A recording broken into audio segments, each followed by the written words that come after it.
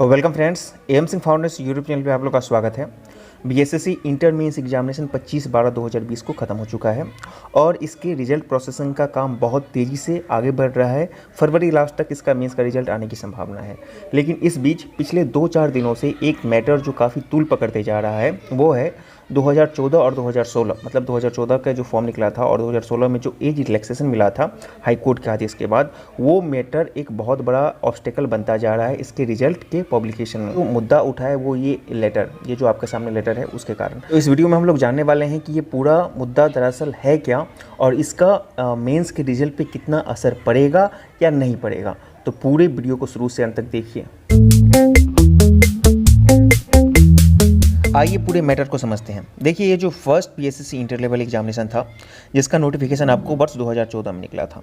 तो जब ये निकला था तो उस वक्त क्या हुआ था कि 2014 में पहली बार फॉर्म फिलअप शुरू हुआ था और इसमें कई बार डेट एक्सटेंड किया गया था। आपको पता है कि बीएसएससी कई बार डेट एक्सटेंड करता है, तो उसी तरह उस बार भी हुआ था और उसको अंततः कई बार डेट आगे बढ़ाने के बाद फाइनली इसका फॉर्म फिलअप प्रोसेस जो होगा ख़त्म हो गया था 2014 में, ठीक है।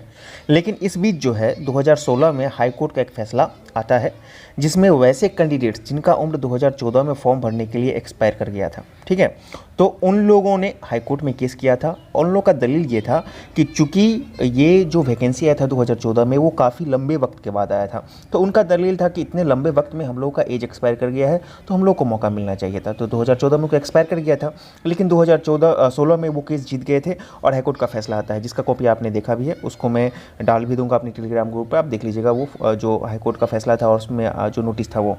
तो उनका जिनका उम्र 2014 में ख़त्म हो चुका था उनको फिर से फॉर्म भरने के लिए, जिनका डेट एक्सपायर कर गया था, छूट के साथ फिर से फॉर्म भरवाने का मौका देने के लिए बीसीसी को हाईकोर्ट ने ऑर्डर दिया था। तो 2016 में फिर से एक बार ये फॉर्म फिलअप का प्रोसेस रीओपन हुआ था स्पेशल केस के साथ जिनका उम्र एक्सपायर कर गया था उनके लिए, मतलब 2014 में जिनका उम्र एक्सपायर किया गया था उन्हीं के लिए ये था फॉर्म भरना 2016 में। लेकिन ऐसा नहीं हुआ था। उस वक्त क्या था कि 2016 में इस प्रकार जो है 2016 में एक्सपायर्ड एज वालों के साथ साथ नॉर्मल स्टूडेंट ने ही दोबारा फॉर्म भरा था। अब कितना फॉर्म भरा था ये कहना मुश्किल है, हालांकि कुछ स्टूडेंट 4000 कोई 5000 बोल रहे हैं। ये डाटा मतलब कि एक एक्सपेक्टेड है, एग्जैक्ट किसी के पास डाटा नहीं है, वो सिर्फ बीएसएससी में बता सकता है। ऐसे कुछ स्टूडेंट ना सिर्फ पीटी के लिए बल्कि मतलब जो नॉर्मल स्टूडेंट थे वैसे स्टूडेंट से, मतलब ना कि सिर्फ उनका पीटी का एडमिट कार्ड आता है बल्कि वो पीटी एग्जामिनेशन देते हैं, बल्कि मेंस एग्जामिनेशन भी फ़िलहाल वो देकर आए हैं 25/12/2020 को। तो देख लीजिए यहाँ पे क्या क्या प्रोसेस हुआ था। वो एग्जामिनेशन का फॉर्म सिर्फ और सिर्फ था एज एक्सपायर्ड वालों के लिए, लेकिन नॉर्मल स्टूडेंट भी भरे थे और ऐसे 1-2 स्टूडेंट को मैं भी जानता हूँ पर्सनली को जिन्होंने एग्ज़ाम दिया था, फॉर्म भरा था, उनका पीटी का भी एडमिट कराया था, वो पीटी एग्जामिनेशन भी दिए थे। मेंस एग्जामिनेशन दिए हैं कि नहीं दिए ये मुझे नहीं पता है, लेकिन और बहुत सारे स्टूडेंट हैं जिन्होंने मेंस एग्जामिनेशन भी दिया है। तो अब इसके बाद आगे क्या होगा, चूँकि वहाँ पे स्पष्ट था सिर्फ एक्सपायर्ड एज वालों के लिए, तो नॉर्मल एज वाले भी स्टूडेंट फॉर्म भरे थे, उनका एडमिट कार्ड भी आया, वो पीटी एग्जामिनेशन भी पास किए, मेंस एग्जामिनेशन भी दिए। तो बीएसएससी क्या इसका रिजल्ट प्रोसेस करेगा, चलिए जानते हैं। तो सबसे बड़ी बात, यदि उनका मेंस में, मैं एज़ पर नाउ अभी जिस प्रोसेस की बात कर रहा हूँ उसके अकॉर्डिंग कर रहा हूँ, इसको ध्यान से आप लोग समझिएगा और फिर उसके बाद एनालाइज कीजिएगा। यदि अभी के अनुसार जैसा प्रोसेस चल रहा है आगे भी बढ़ता जाएगा, तो ऐसे स्टूडेंट जिन्होंने मतलब कि नॉर्मल एज था और 2016 में उसके बाद भी उन्होंने फॉर्म भरा था, तो उनका मेंस में यदि मार्क आता है, अच्छा रहता है और वो, तो फिर क्या होगा, उनका मेरिट भी बनेगा और मेरिट बनने के साथ साथ उनका फाइनल सिलेक्शन भी होगा, ये कंफर्म है। यदि एज पर मतलब कि जो अभी चल रहा है, जो ट्रेंड चल रहा है, जो किसी चीज़ के अकॉर्डिंग चल रही है उसके अकॉर्डिंग चलती रही, तो उनको भी वो प्रोसेस करेंगे एज़ पर नाउ, ये कंफर्म है, इसमें कहीं से कोई शक नहीं है।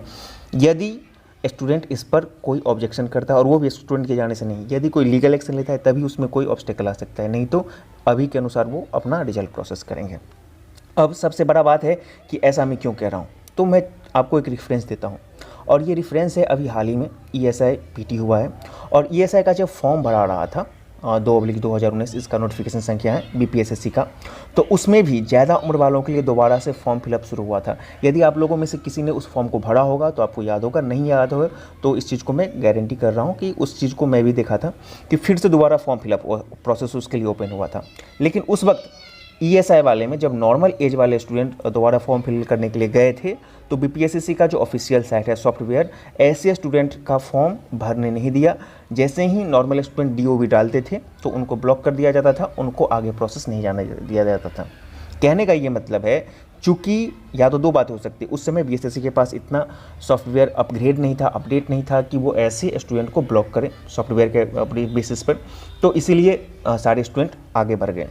दूसरी बात थी, यदि बीएसएससी अपने मतलब कि देख लीजिए, ये जो आपका उसका जो नोटिस था उसमें स्पष्ट किया गया है कि मतलब कि ऐसे स्टूडेंट के लिए बात की जा रही है जो जिनका एज एक्सपायर था, उन्हीं के लिए ये बात की जा रही है। इस पर लेटर को आप देख लीजिए।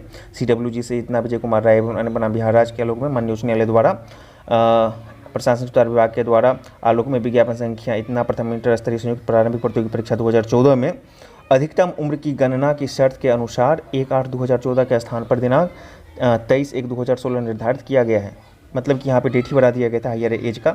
तो इस आंशिक संशोधन के आधार पर जो है ऐसे अभ्यर्थियों को बोला गया था कि आपको 13/6/2016 के बीच में 12 बजे तक में आपको भरने के लिए बोला गया था।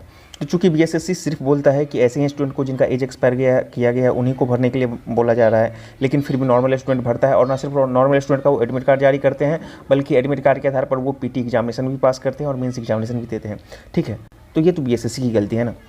यदि बीएसएससी को छांटना होता तो वहीं पे छांट देता। इसीलिए मैं बोल रहा हूँ कि एज पर नाउ यदि इस तरह से चलता रहा, मतलब कि जैसे नॉर्मली भी प्रोसेस चल रहा है, और आपको पता है कि हाल ही में बीएसएससी रिजल्ट प्रोसेस करने के लिए कितने मतलब कि युद्ध स्तर पर आगे बढ़ रही है, तो इसका सीधा सा मतलब है कि ये रिजल्ट प्रोसेस करेगी और वैसे स्टूडेंट को भी कंक्लूड करके इंक्लूड करके ही आगे बढ़ेगी, उसको एक्सक्लूड नहीं करेगी।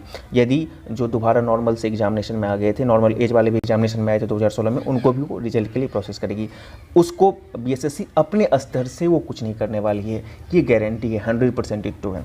अब बहुत सारे स्टूडेंट का ये आपत्ति है कि चूँकि एज एक्सपायर जो था उनके लिए था, तो नॉर्मल स्टूडेंट बढ़े तो उनका क्यों? तो ये बीएसएससी की गलती है, लेकिन बीएसएससी अपनी गलती एक्सेप्ट कभी नहीं करेगी। तो ऐसे स्टूडेंट बोल रहे हैं कि हम हाई कोर्ट जाएंगे। आप स्वतंत्र हैं, आप कहीं पर भी जा सकते हैं, आप कहीं पर भी बात कर सकते हैं। तो जब आप कोर्ट जाते हैं या कुछ करते हैं, उसके बाद ही इस पर कुछ संज्ञान ले सकता है, नहीं तो उन लोगों का रिजल्ट होगा, कंफर्म होगा, इसमें कहीं से कोई दो मत नहीं है। इस चीज़ को आप लिख लीजिए। हाँ, यदि कोर्ट या लीगल उन पर कोई ऑब्जेक्शन आता है, तब बीएसएससी देखेगी कि उसको क्या कर सकती है। मैंने कहा कि ये बीएसएससी की गलती है, क्योंकि बीएसएससी के पास इतना सॉफ्टवेयर अपग्रेड नहीं था कि वो उन चीज़ों को डिस्क्रिमिनेट कर पाए।